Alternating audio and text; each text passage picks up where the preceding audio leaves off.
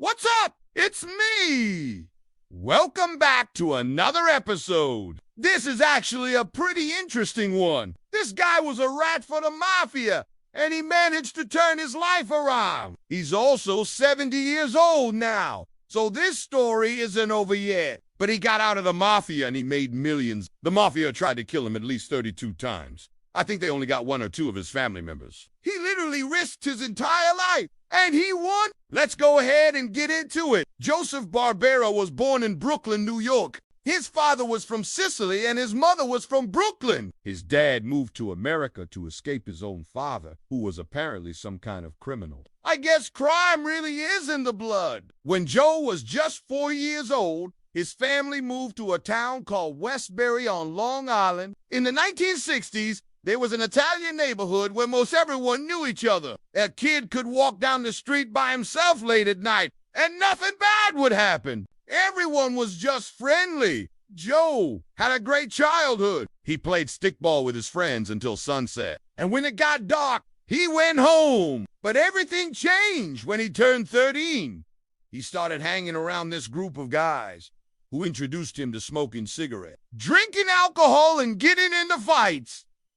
That same year, Joe was arrested for breaking into cars. He was charged as an adult. He ended up in jail for 3 years. This was when he learned what it felt like to be betrayed and how the prison system works. After he got out, he returned to school, but he didn't even bother trying to graduate. Instead, he hung out with those same friends who had become mobsters. He started working for them and doing small jobs like stealing hubcaps off of cars. They liked that he was fast and efficient. Soon, they were paying him a salary. At the time, this was more money than a regular job would pay, so he kept working for them. But eventually, the police caught on. They searched the house where he was living and found the stolen hubcap. They also found guns and other evidence of crimes. Joe was sent to jail again. Now, in 1968, Joe was indicted on racketeering charges. If convicted,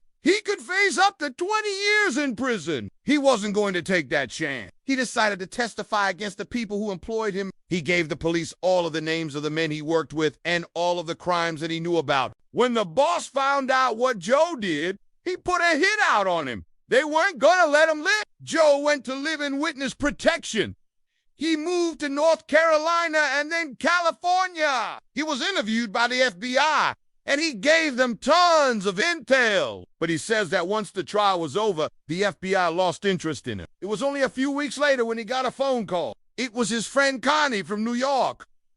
Connie asked him if he was still in California. Joe said yeah, and Connie replied, "You're dead." Then he hung up the phone. Joe realized that his life was now in danger. The Mafia had not forgotten about him. He traveled all around California, staying at different hotels. He couldn't stay in one place for too long because the Mafia might be watching that place. So he kept moving. One day, he saw this ad for Las Vegas. They were offering $1,000 just for moving there. So Joe thought, why not? That $1,000 will help me out. He drove to Vegas and got a room at the Sahara Hotel. The next day, he walked down the strip looking for a job. That's when he met Sam, a successful businessman. Sam was a hotel manager, and he hired Joe on the spot. Apparently, you don't need a degree for most jobs in Vegas. Joe got a uniform and everything. He worked at the hotel for 5 years and got married during that time. He settled down, but he still feared for his life. There were rumors that the Mafia had made their way to Vegas. That wasn't good for Joe. He had his own family now, and he definitely didn't want to die. So he quit his job and became an undercover informant. The FBI trained him to be an undercover informant. He had to learn how to use a gun, how to take someone's fingerprints, and how to gather intel. He had to listen to Mafia conversations and write down everything important. Joe was able to infiltrate one of the biggest families in the Genovese crime family. He became friends with the boss's son and the union. He listened in as they planned many crimes, including hijacking shipments of beer. Joe informed the police, and the next time the beer shipment arrived, the police were waiting there. They made multiple arrests. The Mafia knew that someone was informing on them, but they never figured out that it was Joe. Joe continued working as an informant for decades. He infiltrated the Bonanno crime family and the Lucchese crime family. He helped take down hundreds of mobsters. He told the police about the Mafia meeting in the Caribbean. They were talking about assassinating a judge. The police wiretapped their phones and confirmed that it was true.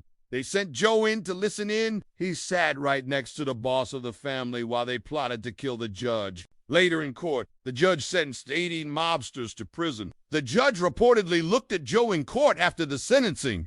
He nodded his head as a thank you. Joe understood that if the Mafia ever found out that he was the informant, he would be dead, so he kept his identity secret. Eventually, he retired from being an informant. He was very successful. He had helped put away more than 100 mobsters. Joe says that the FBI gave him a great life. He had enough money to retire and never work again. He moved to Las Vegas permanently and lived a simple life. He never spoke to the media. He didn't want to attract any attention. He just wanted to live the rest of his life in peace. But in 2008, a book came out called Mob Girl. It was written by a woman named Karen. Karen was an informant herself. She worked with Joe for a while, and she finally revealed his name in her book. It was Geraldine. She revealed Joe's real name and described how he infiltrated the Mafia. It looks like she wanted her book to be as exciting as possible, because she wrote that Joe had been in a witness protection program since 1970, when he was 20 years old. Well, that's not true. Joe was in his 30s when he moved to Vegas. But hey, I guess you gotta make things up for your book. She also said that Joe was killed in a car accident in Las Vegas in 2008.